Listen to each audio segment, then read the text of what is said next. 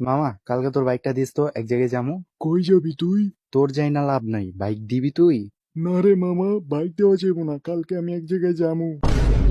আরে বেটা, আমার ইমার্জেন্সি ভাই, লাগবো রে ভাই। কালকে ধানমন্ডি যাবো, জিএফ এর লোকে দেখা করতে, তুই কি লিগা বুঝোস না?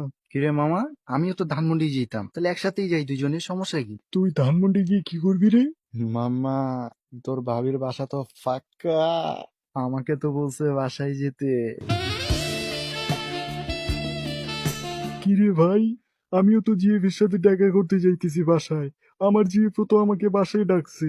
কেমনে ভাই মিলা গেল?